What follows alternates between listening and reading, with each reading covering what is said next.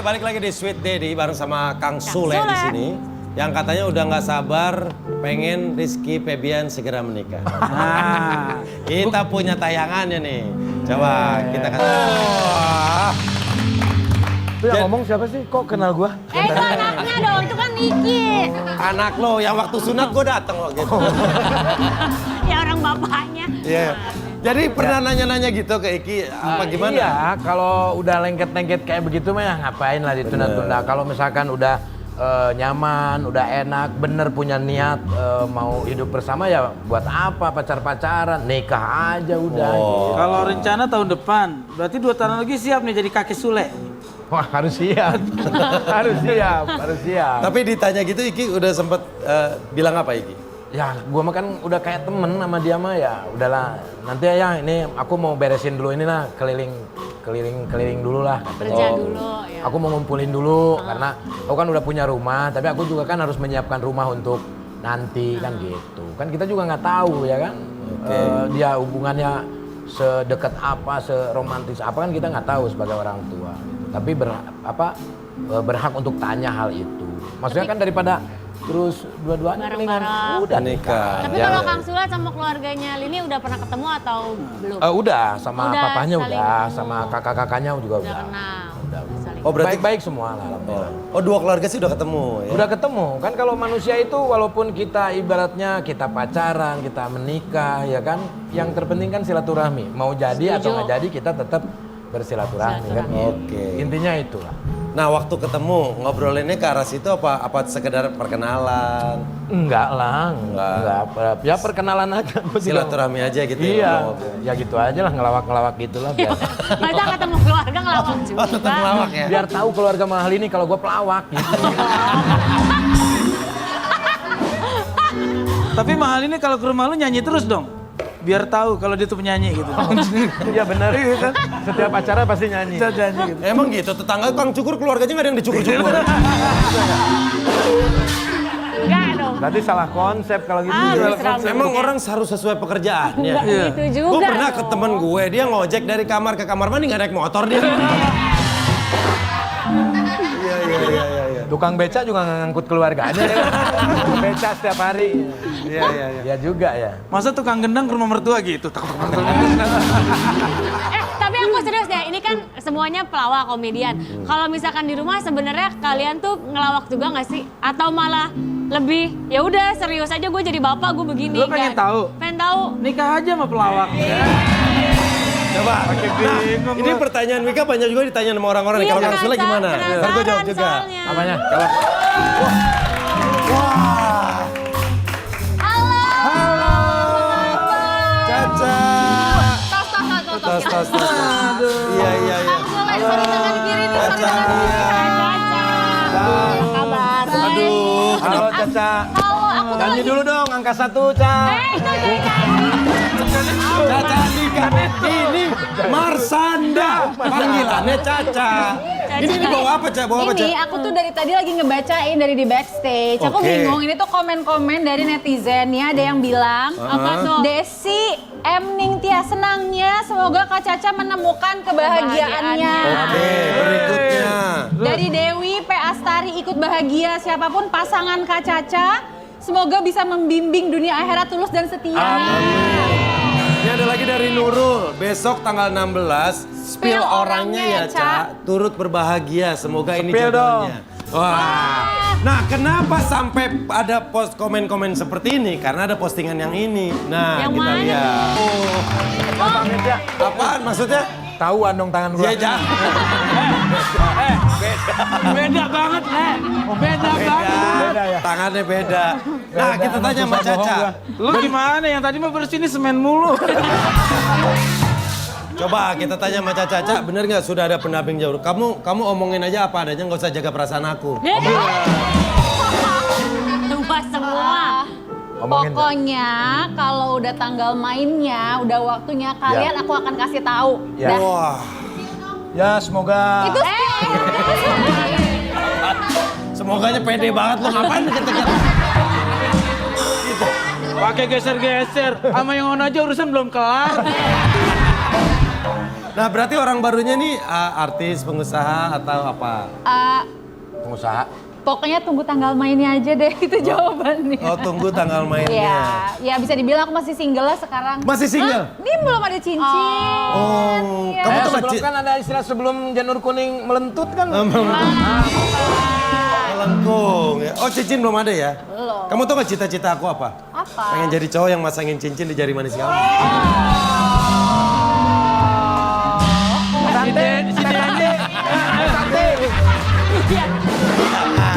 Jangan dipanggilin, tadi ada nengok di kamar mandi. Ya. Berarti laki-laki Siapa aja? yang ceweknya banyak itu tukang batu akik ya. Kenapa? Kenapa emang? Tiap hari masangin cincin ke orang. Nah nih Marsanda juga kemarin sempat viral di sosmed karena sebuah video. Nah, kita lihat videonya. Nah, Itu sebenarnya situ ada gua, Den. hah? Ngapain? Lilin nyala gua keliling kampung. Oke.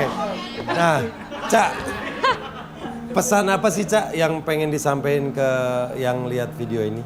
Jadi itu sebenarnya gabungan antara motivasi sama MotoGP. pengen apa? MotoGP. Enggak dong. Oh bukan, beda itu. Motivasi beda dong. Kayak self Antara reminder ya. menginspirasi orang supaya menyadari bahwa kebahagiaan kita itu sebenarnya tanggung jawab kita sendiri karena kadang-kadang Setuju. kita Nice. suka pengen pasangan yang bikin kita happy. Exactly. Setuju. Ya, atau anak yang harus bikin kita happy padahal mestinya diri kita sendiri. Bener, karena kita terlalu sibuk mikirin kebahagiaan orang, sedangkan kita sendiri menjadi korban kadang gitu ya. Bisa jadi gitu juga. Oke. Itu sering terjadi. Bener banget itu. Oke, oh itu jadi pesan itu yang coba Caca sampein. Yes. Emang Sebenarnya itu video udah lama banget lama dari ya? tahun Tahun 2020. berapa ya Udah. waktu itu ya itu? 2020. 2020 ya. Oh iya. Kok tahu? Tahu dong. Itu kayak deket banget gitu ya.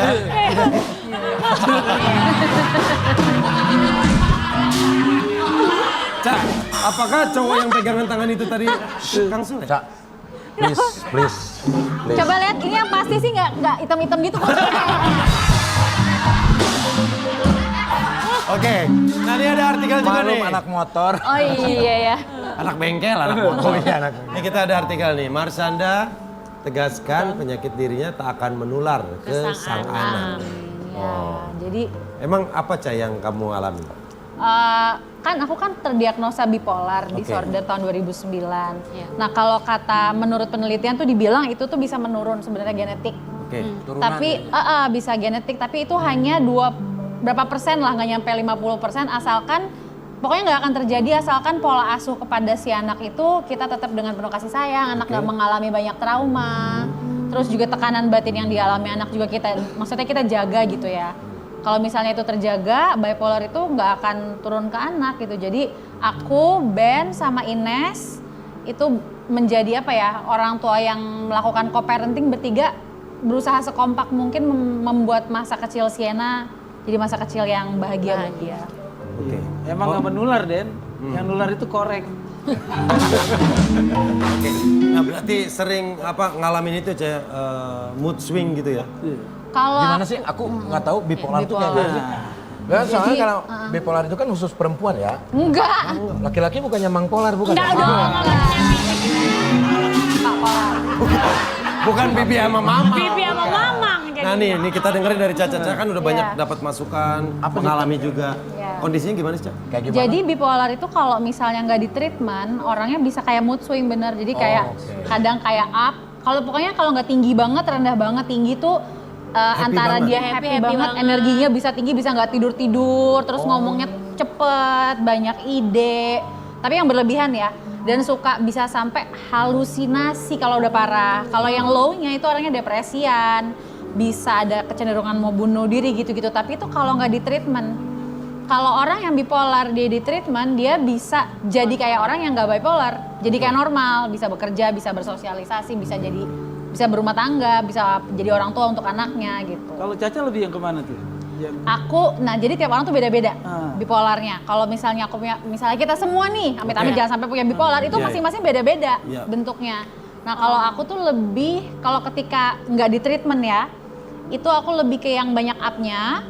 Lalu ketika up tuh kira-kira bisa beberapa minggu nggak nyampe sebulan.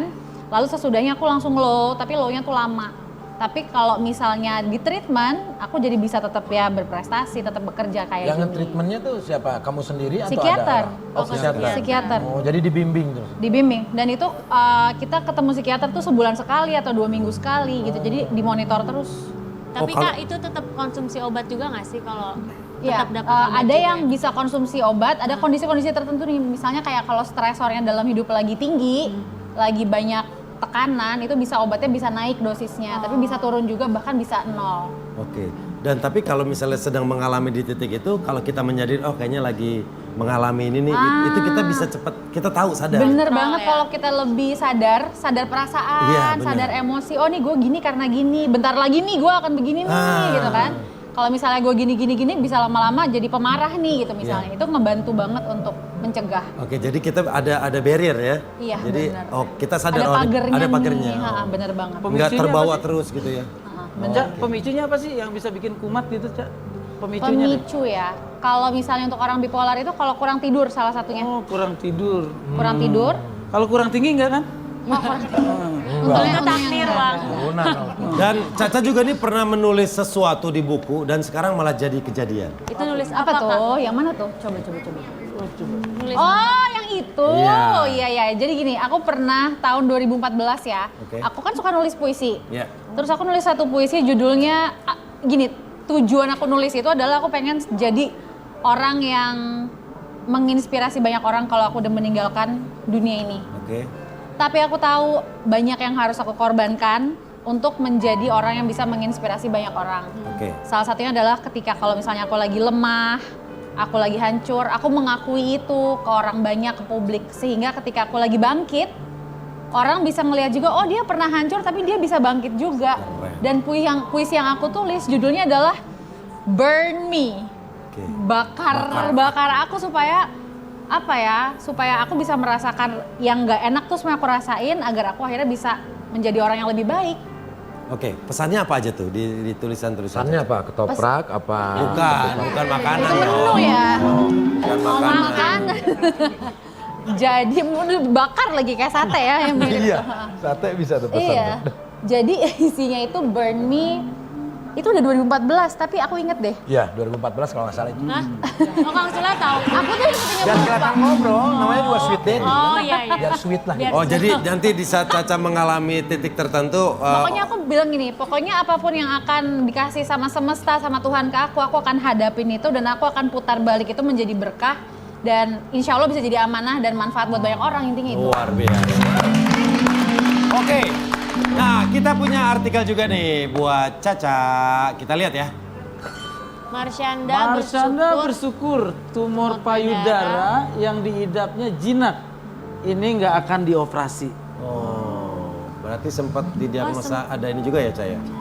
Itu Jadi baru atau? ini sebenarnya ada hal baru sih soal ini. Baru Oke. hari ini aku dengar dari dokter. Wow, Oh, apa ini tuh, baru, Cak? Bang. Dan aku baru cerita di sini di Sweet Daddy. Jam Wah. berapa? Sebelum kesini? Sebelum kesini, Oh, ini berarti Dokter ngasih tahu. dokter lewat telepon, aku telepon. Oh, yang dokter mana tuh? Lupa lagi aku. Dokter Henry Oh namanya. iya, dokter Henry. Gak nyambung. Ini kayaknya Iya. kayaknya bakal kejadian pertama kali nih. Sweet Daddy ngusir bintang tamu. Oke.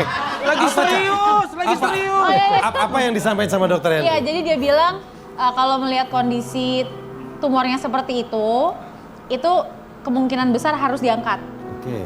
harus biopsi. Berapa Biopsi itu orang? Bukan dia, memang meja diangkat berapa orang melalui pokoknya operasi. harus biopsi itu tujuannya untuk ngecek itu tuh kanker apa enggak pertama. Tapi maupun itu kanker ataupun tidak, lebih baik diangkat sepenuhnya. Dibilangnya sih gitu. Jadi aku lagi, lagi kayak gitu perasaannya serius. Yang di kanan payudara kanan. Oke. Di sebelah mana? Semoga- Kanan apa kiri? Tadi kan udah dibilang. Udah, Ya. iya. Oke, semoga baik-baik aja semuanya, Cak ya. Amin. Nah, gimana sih, Cak, kalau pengen bisa tips survive ya. Caca untuk survive. Semangat dengan terus ya. kondisi Iya, kondisi ini? dengan masalah Iya, yang Kak dengan Caca masalah hadapi terus gitu. itu. Mungkin karena aku percaya kali ya bahwa apapun yang dikasih ke aku, tempaan itu, aku percaya kalau Allah punya niat yang besar dan baik dan mulia buat masa depan aku gitu. Tujuannya pasti baik. entah ke anakku, entah ke orang yang nonton aku, atau teman-teman aku, dan mudah-mudahan itu benar. Iya ya, karena aku dari tadi ngelihat Caca nih dengan semua yang terjadi, aku ngelihat kamu tuh positif banget, Iya. keren, sehat selalu. Amin, amin. Ya pasti positif terus karena kalau ada negatifnya jadi batu baterai nanti.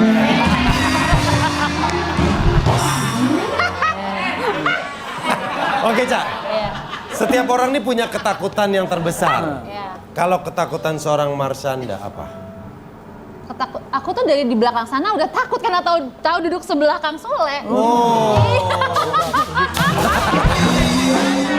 Itu ketakutan terbesarku. Ya dari Solo dia udah takut. Sekarang lu di sini. Aku udah gemeteran. nah, ya di sebelah Najil makin takut. Makin sawan orang. Malah lebih. Ketakutan terbesar apa ya? Ketakutan Kayaknya nggak ada takutnya deh kamu. Kalau dulu sih aku punya ketakutan dimanfaatkan sama orang yang aku percaya. Oke. Tapi aku ngerasa udah bisa mengatasi itu. Dan aku sadar caranya adalah dengan komunikasi, caranya dengan ngomong dan membuka ketakutan itu justru sama orang-orang terdekat. Oh. Kita jadi lebih tahu gitu aslinya orang ini ternyata nggak seserem perkiraan gue gitu. Heeh. Kadang semuanya di kepala doang gitu. Bener, kadang ketakutan terbesar tuh hanya ada di kepala kita dan nggak terjadi aja ya. Iya. Betul. Makanya Oke. ngeliat orang itu jangan dari fisik. Mungkin aku kesannya menakutkan gitu Padahal? kan. Serem. Aja dong. Oke, habis ini kita akan ngobrol lagi sama Caca juga Kang Sule. Tetap bareng kita di Sweet Dede. Manja.